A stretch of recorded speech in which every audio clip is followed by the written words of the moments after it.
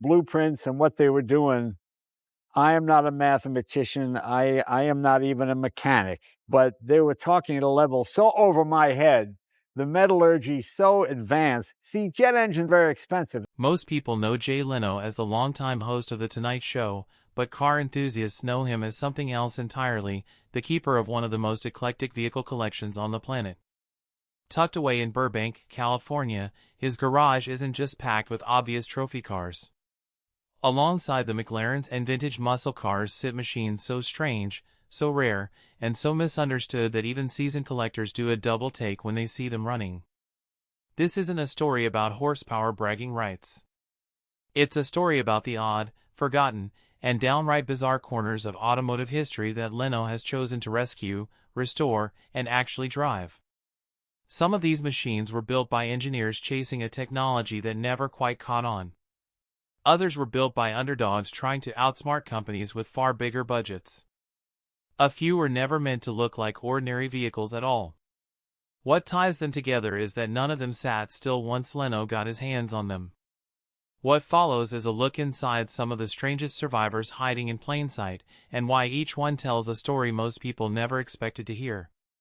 Start with the sound. Most of the cars in Leno's collection announce themselves with a throaty rumble or a high-pitched exhaust note, but one machine sounds like nothing else in the building. It doesn't growl. It whines, rising in pitch like a small aircraft warming up on a runway. That's the Chrysler turbine car, and it might be the single strangest production experiment Detroit ever attempted. In the early 1960s, Chrysler engineers believed the future of the automobile wasn't the piston engine at all, but a jet-style turbine capable of running on almost anything that would burn, including diesel, kerosene, and even vegetable oil.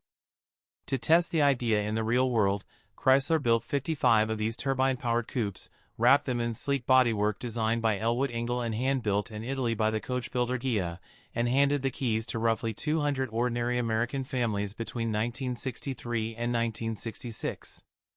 Drivers loved the smooth acceleration and the futuristic whine, but the technology never solved its core problems. Turbine engines were expensive to produce, sluggish to respond to throttle input, and difficult to make efficient enough for daily use. When the program ended, Chrysler destroyed nearly all of the cars to avoid import duties and liability concerns, leaving only a handful of survivors. Today, historians believe as few as 9 exist, and only a small number of those can still start, let alone drive. Leno's fascination with the car goes back to childhood, when he saw one circling a demonstration track at the 1964 World's Fair. Decades later, owning one meant more to him than simply adding another rare machine to a long list. When his turbine eventually suffered a serious engine failure, finding parts and expertise took years, eventually requiring help from Williams International and engineers who had worked on the original turbine program. Once rebuilt, the numbers were staggering: an idle speed near 22,000 revolutions per minute and a redline that can push past 44,000. Yet behind the wheel, Leno insists it feels almost ordinary, with familiar pedals and steering hiding an engine that runs hotter and spins faster than nearly anything else on public roads. Not every hidden gem in Leno's garage announces itself with noise. Some hide behind the most boring shape imaginable. Picture a late 1980s Ford Festiva, the kind of small, forgettable economy car nobody looked at twice on a dealer lot.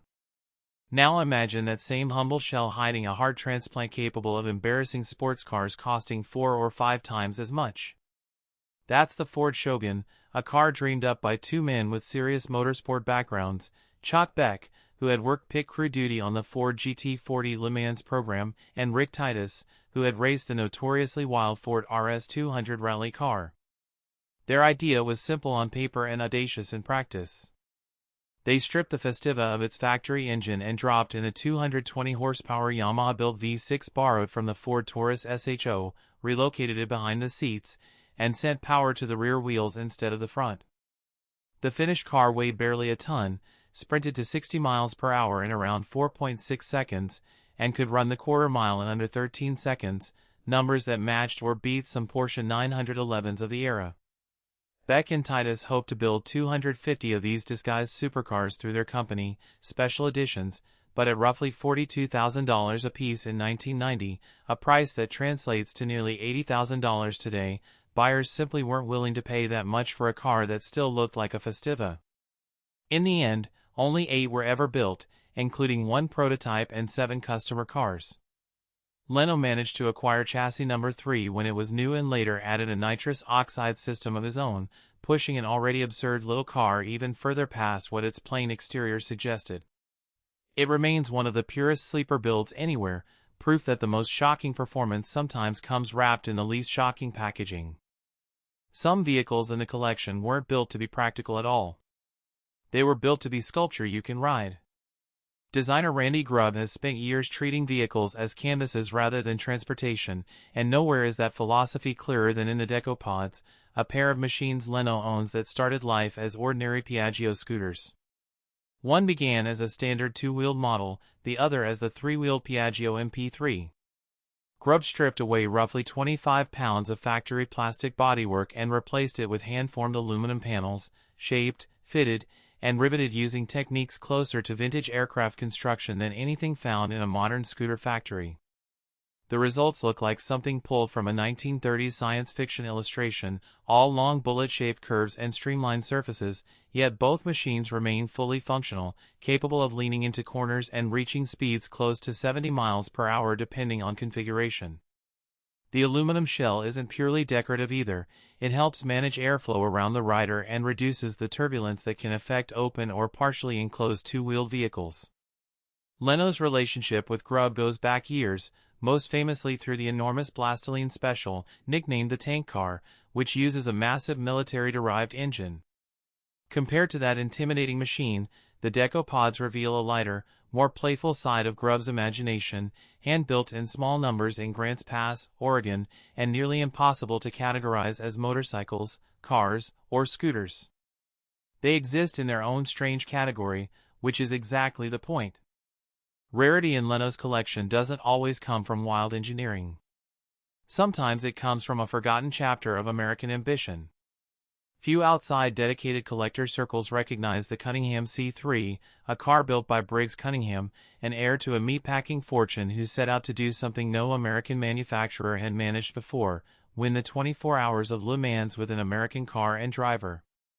When race organizers changed the rules in 1952 to require at least 25 road-legal examples for eligibility, Cunningham built a small factory in West Palm Beach, Florida, and set to work. Each car combined a modified racing chassis with a powerful Chrysler Hemi V8 capable of reaching 60 miles per hour in about 7 seconds and topping out near 150 miles per hour, then had its completed chassis shipped across the Atlantic to the Italian coach builder Vignale, where Giovanni Michelotti's designs were hand-formed into elegant bodywork over nearly 2 months of labor per car. Priced between $9,000 and $11,000, well above a comparably equipped Cadillac of the era, the C3 was never going to sell in large numbers, and only 25 were completed in total, split between cabriolets and coupes. Its design was distinctive enough to earn a spot on the Museum of Modern Art's list of the 10 best contemporary automobiles of 1953. On the track, Cunningham's team never won outright, but third-place finishes at Le Mans in both 1953 and 1954 stood as remarkable achievements for a small American operation racing against factory teams from Ferrari and Jaguar. Despite that success, the C3 never built lasting fame outside serious enthusiast circles, and most casual observers walk past it today without recognizing what it represents. For Leno, that's precisely the appeal. It isn't in the collection because it's famous. It's there because it tells a quieter story of American racing ambition that deserves to be remembered. Turbine power didn't disappear from Leno's garage after the Chrysler experiment ended. Decades later, a conversation between Leno and his longtime chief mechanic, Bernard Jutchley, produced the EcoJet, a modern homage to jet-powered driving. Jutchley brought early sketches to Ed Welburn, then head of global design at General Motors, and within 2 weeks GM's advanced design studio had turned rough concepts into a striking vehicle borrowing visual language from fighter jets and Formula One cars. Built on a modified Corvette Z06 chassis and wrapped in carbon fiber layered over Kevlar, the EcoJet is powered by a Honeywell LT-101 turbine engine, the same unit used in Bell 222 helicopters and United States Coast Guard rescue helicopters, producing roughly 650 horsepower and running primarily on biodiesel after a small jet fuel reserve gets the engine started. Fuel economy is almost a punchline, hovering around 6 miles per gallon, but that was never the point. The EcoJet exists to prove that turbine propulsion on the road remains technically possible even decades after Detroit walked away from the idea, theoretically capable of approaching 245 miles per hour despite functioning purely as a showpiece and engineering testbed. Sitting alongside the original Chrysler turbine car, it forms a 40-year conversation between two very different engineering eras chasing the same ambitious dream. Beyond the experimental machines, Leno's garage also functions as a quiet museum for automotive brands that no longer exist. There's a Wills St. Clair, built by C. Harold Wills, one of Henry Ford's earliest collaborators who helped develop the steel used in the Model T chassis before striking out on his own in 1919. His cars used an innovative overhead cam V8 that cooled itself without a conventional water pump, and although the company produced between 12 and 14,000 vehicles before folding, only around 80 are believed to survive today. Leno's example spent decades forgotten inside a shipping container in the desert before being rescued and restored. Nearby sits an NSU Spider, historically significant as the first rotary engine car ever sold to the public, years before Mazda popularized the Wankel design. Only 2,375 were built between 1964 and 1967, and reliability problems with the rotor seals eventually doomed NSU's larger ambitions, contributing to the brand's absorption into what became Audi. There's also a Jensen CV8, a British Grand Tourer pairing a Chrysler V8 with a fiberglass body and steel doors, of which only around 500 were produced between 1962 and 1966. Permanently overshadowed by its more famous sibling, the Jensen Interceptor. None of these brands survive in any meaningful form today, but their engineering ambition lives on every time Leno starts one of these cars and takes it down the road. Perhaps the most surprising secret in the entire collection belongs to a car that already carries plenty of mystique on its own. The Mercedes-Benz 600 represented the absolute peak of automotive luxury throughout the 1960s and 1970s, a technological showcase built for presidents, royalty, and some of the era's most powerful and controversial figures. Nearly every convenience inside, from the windows to the seats to the trunk lid, operated through a complex hydraulic system rather than simple electric motors, giving the car an eerily smooth and silent feel while making it notoriously expensive to service.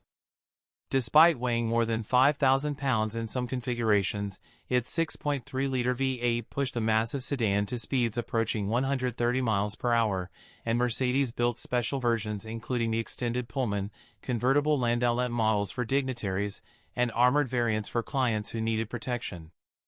But Leno's 1972 example goes further than anything Mercedes ever officially offered. Modified by 600 specialist Karl Mittelhoff, the car's original V8 received fuel injection and a supercharger, reportedly boosting output from around 300 horsepower to roughly 525, creating what's believed to be the only supercharged Mercedes-Benz 600 in existence. From the outside, it still looks like the same stately sedan associated with diplomats and heads of state, which has led to more than one memorable moment on public roads. Owning a 600 at all is a serious commitment given the cost of maintaining its hydraulic systems, which keeps many collectors from driving theirs often. Leno takes the opposite approach, treating the car as something meant to be used rather than displayed. That philosophy ties every one of these machines together. Leno has never treated his garage as a static trophy case, and he's said many times that a car sitting silent behind rope barriers loses something essential about what it was built to do. Keeping turbine engines, forgotten brands, 40-year-old hydraulics, and hand-built sleepers running requires a team of specialists willing to fabricate parts that haven't existed in decades, but that effort preserves more than metal and paint. It keeps the engineering knowledge itself alive, passed along through mechanics and fabricators who understand machines most modern shops wouldn't know how to touch. Every one of these vehicles, whether it's a jet-powered coupe from the 1960s, a disguised supercar hiding inside an economy car shell, or a hand-shaped aluminum scooter inspired by science fiction illustrations, represents a moment when someone was willing to try something the rest of the industry considered impractical or strange. Jay Leno's garage doesn't just protect that history. It drives it, starts it, and lets it speak for itself, one strange and unforgettable engine note at a time. The real secret hiding inside that Burbank warehouse was never about jaw-dropping price tags or celebrity ownership. It's the reminder that automotive greatness has always come in unexpected shapes, from a whining turbine coupe to a disguised economy car to a scooter reborn as rolling art. Every time one of those engines turns over, a piece of history that almost disappeared gets to run again.